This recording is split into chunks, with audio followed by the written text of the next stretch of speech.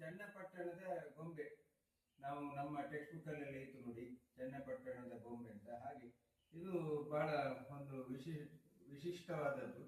ಇದು ಈಗಿನ ಒಂದು ಟ್ರೆಂಡ್ಗೆ ಸರಿಯಾಗಿ ನೋಡಿ, ಸಿಮೆಂಟ್ ಇದಿರುವ ಲಾರಿಯ ಹಾಗೆ ಮಾಡಿದ್ದಾರೆ, ಅಂಟಿಸಿ ಎಲ್ಲ ಮಾಡಿದ್ದಾರೆ. ಚೆನ್ನಾಗಿದೆ, ತೊಂದರೆ ಇಲ್ಲ. 150 ರೂಪಾಯಿ ಇದಕ್ಕೆ, 150 ರೂಪಾಯಿಗೆ ಇದು ಅಡ್ಡಿಲ್ಲ. ಇದು ಅಷ್ಟೇ, ಇದು ದೊಡ್ಡದಿದೆ, 300 ರೂಪಾಯಿಗೆ ದೊಡ್ಡದು.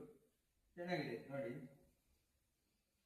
ಆಡಿಸಿ ನೋಡು, ಬೀಳಿಸಿ ನೋಡು, ಉರುಳಿ ಹೋಗದು.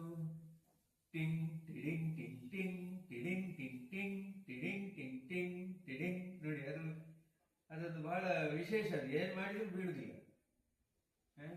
ಅದು ಇವತ್ತು ನಮ್ಮ ಉಡುಪಿಯ ಸ್ವದೇಶಿ ಹಬ್ಬದಲ್ಲಿ ಇದನ್ನ ತಗೊಂಡಿರುವಂಥದ್ದು. ನಮ್ಗೆ ತುಂಬಾ ಅದರಲ್ಲಿ ಬೇಕಾಗಿರುವಂತಹ ಐಟಮ್ಗಳು ಕಡಿಮೆ. ಸ್ವದೇಶಿ ಅಂತಂದ್ರೆ ಅದೊಂದೀಗ ಟ್ರೆಂಡ್ ಆಗಿದೆ.